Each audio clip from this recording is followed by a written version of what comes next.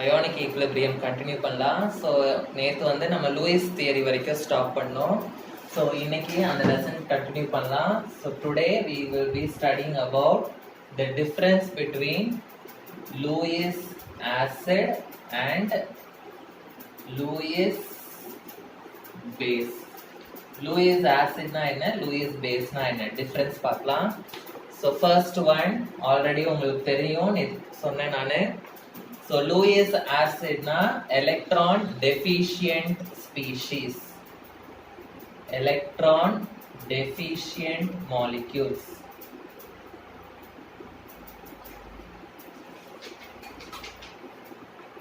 Electron deficient species வந்து Lewis acid அப்படின்னு சொல்லுவோம். Lewis base அப்படின்னா electron rich species, electron rich species. So example வந்து BF3, இதுக்கு example வந்து NH3. இது example நம்ம நேத்து பார்த்தோம்.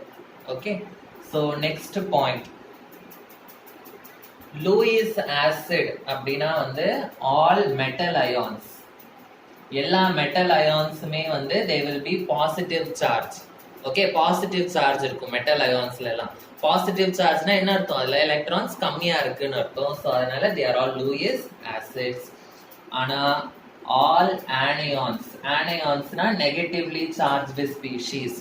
நெகட்டிவ் சார்ஜ் எப்போ வரும்? எலக்ட்ரான்ஸ் அதிகமா இருக்கிறதுனால நெகட்டிவ் சார்ஜ் வரும். ஸோ எலக்ட்ரான்ஸ் அதிகமா இருக்கிறதுனால they are called as Lewis base. Okay, next molecules that contain polar covalent bond, polar covalent bond. polar covalent bond அப்படின்னா ஃபார் எக்ஸாம்பிள் நான் ஒரு மாலிக்யூல் எடுத்துக்கிறேன், கார்பன் டை ஆக்சைடு. கார்பன் டை ஆக்சைடோட structure வந்து C double bond O, C double bond O. இந்த oxygen வந்து negative ஆட்டம். Negative ஆட்டம்னா அது வந்து எலக்ட்ரான்ஸ் எல்லாம் அது பக்கமா இழுத்து வச்சுக்கும். ஓகே, சோ என்ன ஆகும்? இந்த பாண்ட்ல இருக்கிற எலக்ட்ரான்ஸ் எல்லாத்தையும் ஆக்சிஜன் வந்து அது பக்கமா என்ன ஆகிடும்? புல் பண்ணிடும். சோ எலக்ட்ரான்ஸ் எல்லாம் ஒரு சைடா புல் ஆகும்போது என்ன ஆகும் அப்படின்னா, இந்த ஆக்சிஜன் மேல பார்ஷியல் நெகட்டிவ் சார்ஜ் வரும், இந்த ஆக்சிஜன் மேலயும் பார்ஷியல் நெகட்டிவ் சார்ஜ் வரும். சோ அப்ப கார்பன் மேல என்ன சார்ஜ் வரும்? பாசிட்டிவ் சார்ஜ் வரும். ஓகே, சோ இந்த மாதிரி ஒரு பாண்ட்ல positive and negative charge separation நடந்ததுன்னா அந்த பாண்டை வந்து நம்ம போலார் கோவேலண்ட் பாண்ட் அப்படின்னு சொல்லுவோம். சோ இந்த மாதிரி சார்ஜ் செப்பரேஷன் எந்த இந்த மாலிக்யூல்ஸ்ல நடக்குதோ அந்த மாலிக்யூல்ஸ் எல்லாமே நம்ம வந்து லூயிஸ் ஆசிட்ஸ் அப்படின்னு சொல்லுவோம். ஏன்னா இது எல்லாமே வந்து இது புல் பண்ணிடுது. சோ இந்த இடத்துல எலக்ட்ரான் டெஃபிஷியன்ட் ஆகி பாசிட்டிவ் சார்ஜ் கிடைக்குது. சோ அதனால அதை வந்து லூயிஸ் ஆசிட் அப்படின்னு சொல்லுவோம். ஓகே, லூயிஸ் பேஸ் வந்து the molecules that contain carbon carbon multiple bond, carbon carbon multiple bond. Example பாத்தீங்கன்னா CH2 டபுள் பாண்ட் CH2. இங்க வந்து நமக்கு நெகட்டிவ் ஆட்டம் எதுவுமே கிடையாது. நெகட்டிவ் ஆட்டம் எதுவுமே கிடையாதுன்றதுனால சார்ஜ் செப்பரேஷன் நடக்காது. ஸோ இந்த ஸ்பீஷீஸ் ஃபுல்லாவே பாத்தீங்கன்னா எலக்ட்ரான்ஸ் அதிகமா இருக்கும், எலக்ட்ரான் ரிச் ஸ்பீஷீஸா இருக்கும். ஓகே, ஸோ அதனால it will act as a Lewis base. Okay, so next point வந்து molecule in which the central metal atom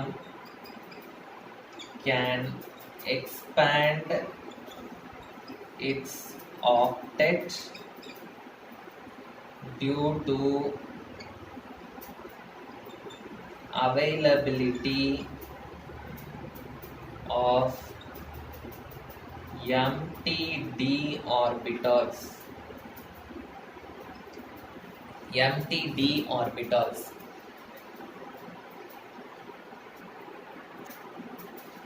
so எந்தெந்த சென்ட்ரல் மெட்டல் ஆட்டம் இல்லலாம் வந்து எம்டி டி ஆர்பிட்டால்ஸ் இருக்கும். ஃபார் எக்ஸாம்பிள் நான் வந்து SiF4 எடுத்துக்கிறேன். சிலிகான் டெட்ராஃப்ளூரைட். சிலிகானோட எலக்ட்ரானிக் கான்ஃபிகரேஷன் பாத்தீங்கன்னா silicon வந்து 14 atomic number. So இது எப்படி அரேஞ்ச் ஆயிருக்கும்? 1s2 2s2 2p6 okay 3s2 3p2 அப்படின்னு வரும். கரெக்டா? 2 + 2 4 + 6 10 10 + 4 14 வரும். ஓகே, இதுக்கப்புறம் இருக்கிற அந்த 3d ஆர்பிட்டால் வந்து எப்படி இருக்கும்? எம்டியா இருக்கும். ஸோ இந்த மாதிரி எம்டியா இருக்கிற ஆர்பிட்டால்ஸ். ஓகே, ஸோ இப்போ 3p2 அப்படின்னா p ஆர்பிட்டால்ஸ்ல 2 எலக்ட்ரான் இருக்குன்னு அர்த்தம். கரெக்டா? அதுக்கு அடுத்தது வந்து என்ன ஆகும்? d ஆர்பிட்டால்ஸ் வரும். ஓகே, இப்போ எத்தனை ஃப்ளூரின் இருக்கு? 4 ஃப்ளூரின் இருக்கு. இந்த 4 ஃப்ளூரின் வந்து எங்க ஃபில் ஆகும்? இந்த ஸ்டேபிளா இருக்கிறதுல எல்லாம் வந்து ஃபில் ஆகாது. எங்கெல்லாம் எம்டியா இருக்கோ அங்கதான் வந்து என்ன ஆகும்? இந்த ஃப்ளூரின் வந்து ஃபில் ஆகும். ஸோ எம்டி டி ஆர்பிட்டால்ஸும் வந்து பாண்ட் ஃபார்மேஷன்ல இன்வால்வ் ஆகுது. ஓகேவா? அது ஸ்டேபிள் ஆகுறதுக்காக, ஸ்டேபிளா ஆக்டெட் ஆகுறதுக்காக எம்டி டி ஆர்பிட்டால்ஸும் பாண்ட் ஃபார்மேஷன்ல இன்வால்வ் ஆகுது. ஸோ அந்த மாதிரி இருக்கிற மெட்டல் அயான்ஸ், ஓகே, அந்த மாதிரி இருக்கிற சென்ட்ரல் மெட்டல் ஆட்டம்ஸ் வந்து எந்தெந்த மாலிக்யூல்ஸ்ல இருக்கோ those molecules will behave as a Lewis acid. ஓகேவா? ஏன்னா பாண்ட் ஃபார்ம் ஆகுறதுக்கு தேவையான எலக்ட்ரான்ஸ் வந்து இங்க இல்ல. so they are electron deficient. so அதனால they are acting as a Lewis acid. okay, so all metal oxides, all metal oxides. So already 10th standard la படிச்சிருப்பீங்க. metal oxides are all basic in nature. non metal oxides வந்து acidic in nature, metal oxides வந்து basic in nature. so metal oxides வந்து basic in nature ன்றதுனால they are acting as a Lewis base. next last point வந்து carbonium ion. So all the species which are having carbonium ion. Carbonium ion அப்படின்னா carbon with positive charge. Okay, for example CH3 CH3 CH3 plus. கார்பன்ல வந்து positive charge இருக்கிற மாதிரி ஏதாவது ஒரு ions இருந்ததுன்னா அதுல வந்து என்ன அர்த்தம்? எலக்ட்ரான் டெஃபிஷியன்ட் ஸ்பீஷீஸ் அப்படின்னு அர்த்தம். அது வந்து it acts as a Lewis acid. Okay, கார்பானியான்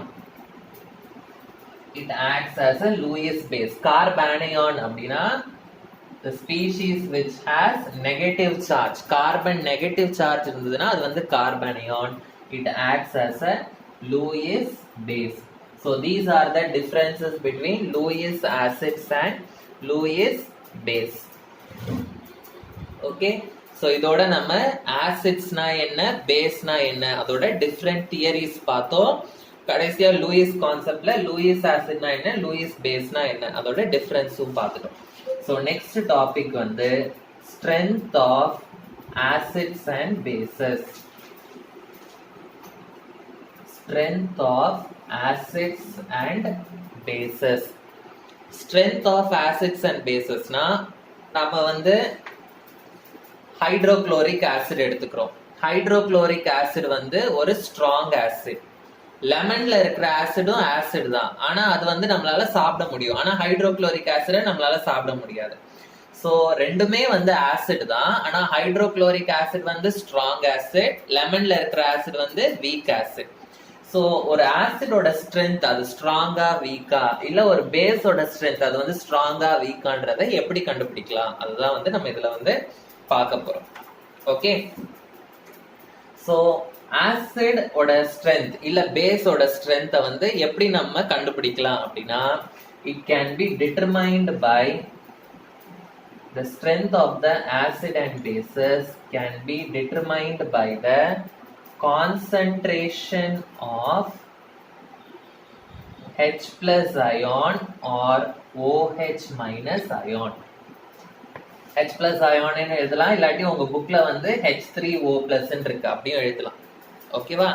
so H plus ions வந்து நிறைய இருந்ததுன்னா அதை வந்து நம்ம ஆசிட்னு சொல்வோம். OH minus ions நிறைய இருந்ததுன்னா அது வந்து நம்ம வந்து பேஸ்னு சொல்வோம். ஸோ எவ்வளோ H plus ions இல்லை எவ்வளோ OH minus ions வந்து ப்ரொடியூஸ் ஆகுது, நம்ம வாட்டர்ல மிக்ஸ் பண்ண உடனே எவ்வளோ H plus ions ப்ரொடியூஸ் ஆகுது, எவ்வளோ OH minus ions ப்ரொடியூஸ் ஆகுது. ஸோ அதை வச்சு நம்ம வந்து ஒரு ஆசிட் வந்து ஸ்ட்ராங் ஆசிடா வீக் ஆசிடா இல்லை ஒரு பேஸ் வந்து ஸ்ட்ராங் பேஸா வீக் பேஸான்றதை கண்டுபிடிக்கலாம். It is determined by the concentration of H plus or OH minus ions produced when 1 mole of the substance is dissolved in water. It is dissolved in water. So acids வந்து we can classify the acids into strong acids and weak acids. அதே மாதிரி bases also we can classify them into a strong base and a weak base. Okay, so strong acid na என்ன, weak acid na என்ன அப்படின்றத பார்க்கலாம். Strong acid na it undergoes complete dissociation in water. வாட்டர்ல நம்ம dissolve பண்ணோம்னா அந்த acid வந்து கம்ப்ளீட்டா பிரிஞ்சிரும். ஓகே, H plus அயானா கம்ப்ளீட்டா பிரிஞ்சிரும், இன்னொரு நெகட்டிவ் அயானாவும் கம்ப்ளீட்டா பிரிஞ்சிரும். ஸ்ட்ராங் ஆசிட்னா complete dissociation takes place in water. Complete dissociation takes place when it is dissolved in water. Weak acid அப்படின்னா when it is dissolved in water only partial dissociation will take place. Only partial dissociation takes place.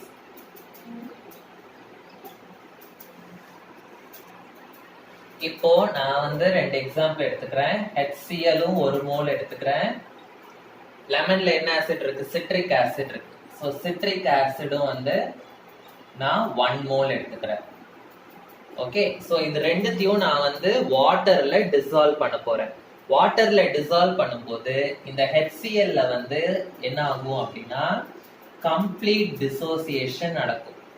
Complete டிசோசியேஷன்னா இந்த HCl வந்து ஃபுல்லாவே H plus ஆவும் Cl minus ஆவும் பிரியும். ஆனா citric ஆசிட்ல வந்து partial dissociation தான் நடக்கும். அதாவது அது வந்து ஃபுல்லா H plus and நெகட்டிவ் அயானா வந்து அது பிரியாது. ஸோ இதுல கம்ப்ளீட் டிசோசியேஷன் நடக்கிறதுனால நான் HCl வந்து ஸ்ட்ராங் ஆசிட் அப்படின்னு சொல்லுவேன். இதுல பார்ஷியல் டிசோசியேஷன் தான் நடக்கிறதுனால இதை வந்து நான் வந்து வீக் ஆசிட் அப்படின்னு சொல்வேன். ஸோ ஒரு எக்ஸாம்பிள் வச்சு நான் இல்லஸ்ட்ரேட் பண்றேன். HA அப்படின்னு நான் வந்து ஒரு ஆசிட் எடுத்துக்கிறேன். இதோட டிசோசியேஷனை நான் வந்து பார்க்க போறேன். ஸோ HA அப்படின்ற ஒரு ஆசிடை நான் வந்து வாட்டர்ல டிசால்வ் பண்ண போறேன். ஸோ இது வந்து ஆசிட், இது வந்து பேஸ். ஸோ என்ன ஆகும், இந்த HAன்றது வந்து H plus and A minus பிரியும். இந்த H plus வந்து இந்த H2O கூட சேர்ந்து H3O plus அப்படின்னு பிரியும். பிளஸ் இந்த A minus வந்து தனியா போயிடும். இந்த A minus வந்து இந்த ஆசிட்ல இருந்து வருது. ஸோ நான் இதை வந்து ஆசிட் 1ன்னு எழுதுவேன். ஆசிட் 1ல இருந்து இந்த A minus வர்றதுனால இதை வந்து நான் வந்து பேஸ் 1 அப்படின்னு எழுதுவேன். அதே மாதிரி ரிவர்ஸ் ரியாக்ஷன்ல பாத்தீங்கன்னா இத வந்து நான் ஆசிட் 2ன்னு எழுதுவேன்.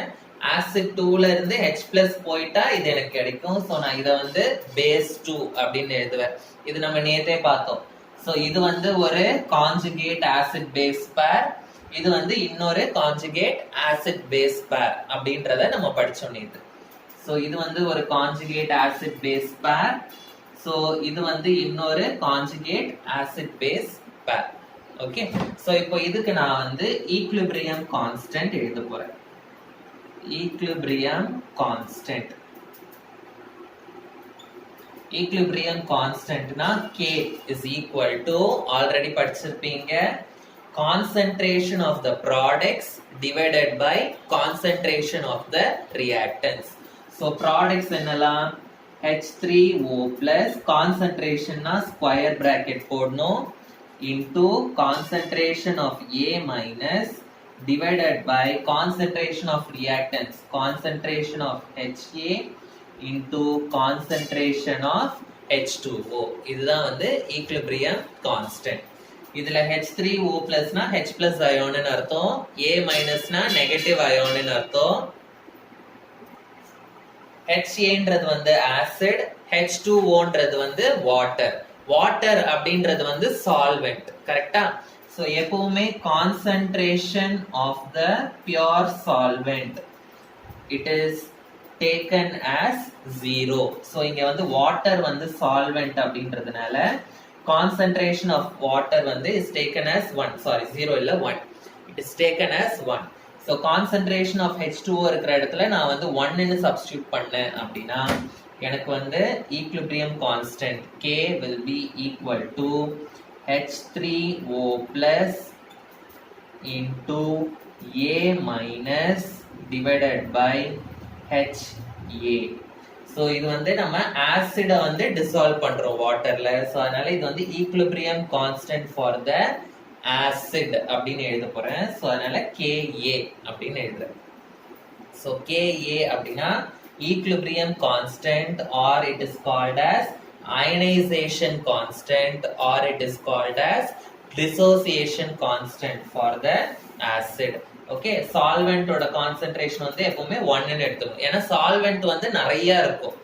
ஓகே, அதுல இருந்து ஒரு ஸ்பூனை நம்ம எடுத்தாலுமே வந்து அதோட கான்சென்ட்ரேஷன் மாறாது அப்படின்ற அன்சேஞ்ச்ட் அப்படின்னு வச்சுக்கோம். அதனால தான் அதோட கான்சென்ட்ரேஷன் வந்து 1 ன்னு நம்ம எடுத்துக்கிறோம். ஓகே, ஸோ Ka அப்படின்றது வந்து ionisation constant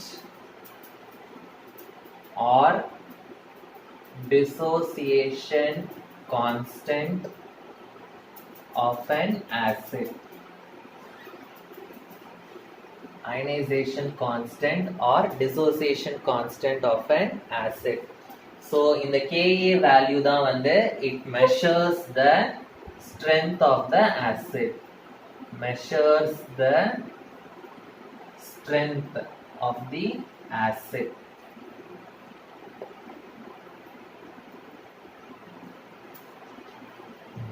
If the Ka value is high, then the acid is called as the strong acid. If the Ka value is less, then the acid is called as a weak acid. So strong acids கெல்லாம் Ka value வந்து அதிகமா இருக்கும், weak acids கெல்லாம் Ka value வந்து கம்மியா இருக்கும். Okay, reason கேட்டாங்கன்னா ஏன் Ka வேல்யூ வந்து ஸ்ட்ராங் ஆசிட்ஸ்க்கு வந்து அதிகமா இருக்கு அப்படின்னு கேட்டாங்கன்னா strong acids will undergo complete dissociation. அதுதான் ரீசன். அதனால தான் Ka வேல்யூ அதிகமா இருக்கும். வீக் ஆசிட்ஸ்க்கு வந்து ஏன் கம்மியா இருக்குன்னு கேட்டாங்கன்னா it undergoes only partial dissociation. அதனால தான் வந்து அந்த வேல்யூ கம்மியா இருக்கும். ஸோ இதுதான் வந்து ரீசன். So சில 1 mark questions. Ka value for HCl வந்து it is 2 into 10 power 6. மேல இருக்கிறதும் கான்சென்ட்ரேஷன் டேர்ம், கீழே இருக்கிறதும் கான்சென்ட்ரேஷன் டேர்ம். ஸோ அதோட யூனிட்டும் இதோட யூனிட்டும் கேன்சல் ஆயிடும். ஸோ நமக்கு வர ஆன்சர்ல எந்த யூனிட்டுமே வந்து இருக்காது. ஓகேவா? அண்ட் அது மட்டும் கிடையாது, அது வந்து கான்ஸ்டன்ட். ஸோ கான்ஸ்டன்ஸுக்கு எந்த யூனிட்டுமே வந்து இருக்காது. ஓகே, ஸோ அதே மாதிரி Ka for formic acid வந்து இதெல்லாம் 1 மார்க்ல கேட்டா கேட்பாங்க. ஃபார்மிக் ஆசிட்க்கு வந்து இது 1.8 into 10 power minus 4. Ka for acetic acid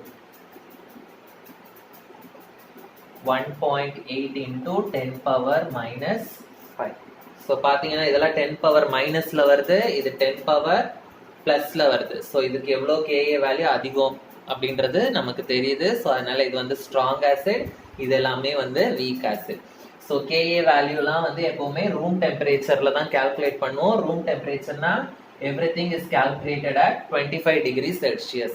25 degrees Celsius தான் universally accepted room temperature value. Okay, so HCl ஓட dissociation நம்ம consider பண்ணலாம். HCl dissociation. So HCl, when you dissolve it in water, it will dissolve into H plus போய் இது கூட சேர்ந்துடும். So we will be getting H3O plus plus Cl minus.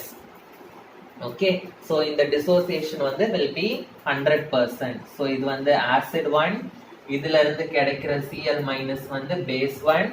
So இது ரெண்டும் வந்து ஒரு conjugate acid base pair. Okay, so இது வந்து acid 2, இதுல இருந்து கிடைக்கிறது வந்து base 2, இது வந்து ஒரு conjugate acid base pair. Okay, so இதுக்கு எப்படி எழுதுவீங்க? equilibrium constant or dissociation constant try பண்ணுங்க பார்க்கலாம். So I will be getting Ka, acid என்றதுனால Ka, base னா நான் வந்து என்ன எழுதுவேன்? Kb அப்படின்னு எழுதுவேன்.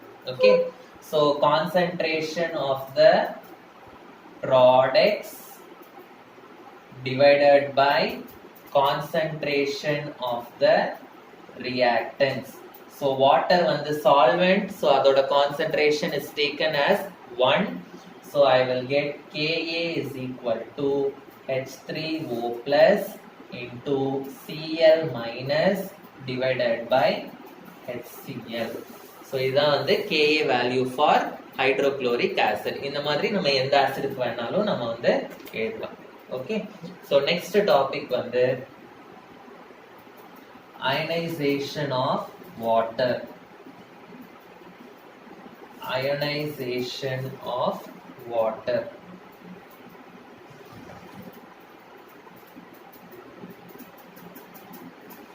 So water molecule பாத்தீங்கன்னா அது வந்து dissociate ஆகும்.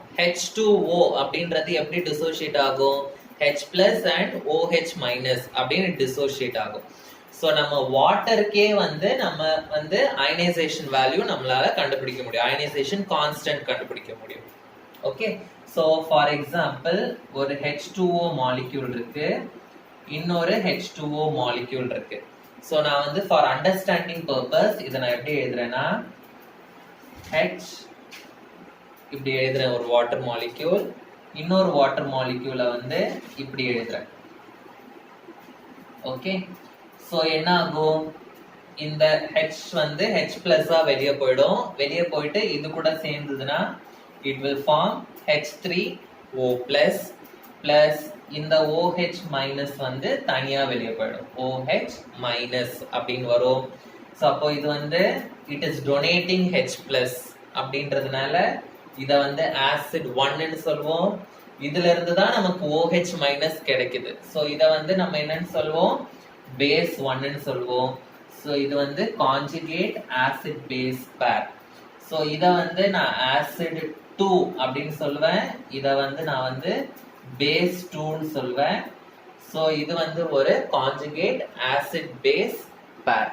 ஸோ வாட்டர் மாலிக்யூல் வந்து அயனைஸ் ஆகும்போது ஒரு மாலிக்யூல் வந்து இஸ் ஆக்டிங் ஆஸ் ஆசிட், இன்னொரு மாலிக்யூல் வந்து it is acting as a base. So இப்போ இதுக்கு வந்து நான் டிசோசியேஷன் கான்ஸ்டன்ட் எழுதுறேன். So dissociation constant K is equal to concentration of the products divided by concentration of the reactants. Reactants இதுவும் H2O தான், இதுவும் H2O தான். ஸோ இதோட வேல்யூவும் 1 ஆயிடும், இதோட வேல்யூவும் எனக்கு 1ன்னு ஆயிடும்.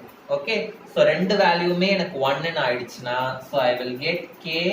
இது வந்து வாட்டர், அதனால நான் வந்து KWன்னு எழுதுறேன். KWனா டிசோசியேஷன் கான்ஸ்டன்ட் ஃபார் வாட்டர். இது ரெண்டு வேல்யூவும் எனக்கு 1 ஆயிடுச்சுன்னா எனக்கு மீதி என்ன இருக்கும்? I will be getting H3O plus and OH minus அப்படின்னு கிடைக்கும். ஓகே, ஸோ இதை தான் வந்து we will tell it as ionic product of water. Ionic product of water. So what is ionic product of water அப்படின்னு கேட்டாங்கன்னா இதுல இருந்து இது வரைக்கும் எழுதணும். It is called as ionic product of water. So எக்ஸ்பெரிமெண்ட்டை வச்சு நம்ம கண்டுபிடிச்சப்போ நமக்கு என்ன கிடைச்சது, என்ன வேல்யூ கிடைச்சது அப்படின்றத பார்க்கலாம். ஸோ எக்ஸ்பெரிமெண்டல் வேல்யூஸ் வந்து என்ன காட்டுது அப்படின்னா, கான்சென்ட்ரேஷன் ஆஃப் H3O ப்ளஸ்னா என்னது, H ப்ளஸ்ன்னு அர்த்தம். H ப்ளஸ் வேல்யூவும் OH வேல்யூவும் மல்டிப்ளை பண்ணா நமக்கு அயானிக் ப்ராடக்ட் ஆஃப் வாட்டர் கிடைக்கும். So according to experimental values H3O plus ஓட கான்சென்ட்ரேஷன் வந்து நமக்கு என்ன கிடைச்சது அப்படின்னா 1 into 10 power minus 7 அப்படின்னு கிடைச்சது.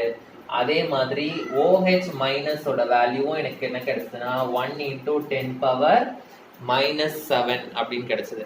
அதாவது H plus கான்சென்ட்ரேஷனும் OH கான்சென்ட்ரேஷனும் ஈக்குவலா இருந்தது வாட்டர்ல. ஸோ அதை இங்க நான் சப்ஸ்டியூட் பண்ணும்போது எனக்கு என்ன கிடைக்கும், KW will be equal to, இது வந்து 1 into 10 power minus 7 into 1 into 10 power minus 7. So எனக்கு KW வந்து I will get 10 power minus 14. Okay. So இது வந்து room temperatureல தான் நம்ம calculate பண்ணுவோம். So ionic product of water is 10 power minus 14 at 25 degree Celsius.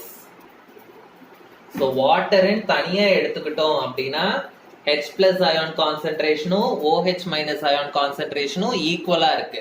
அதனாலதான் நம்ம வந்து வாட்டரை வந்து ஆசிட்னு சொல்ல முடியாது, பேஸ்னு சொல்ல முடியாது. ரெண்டு கான்சென்ட்ரேஷனும் ஈக்குவலா இருக்கிறதுனால அது வந்து நியூட்ரல். எக்ஸ்ட்ராவா நம்ம ஒரு காம்பவுண்ட் ஆட் பண்ணும்போது தான், இந்த வாட்டர் கூட நம்ம HCl எக்ஸ்ட்ராவா ஆட் பண்ணும்போது தான் HCl இருந்து இன்னும் எக்ஸ்ட்ரா H plus ions வரும்போது நமக்கு வந்து அது ஆசிடா மாறுது வாட்டர்.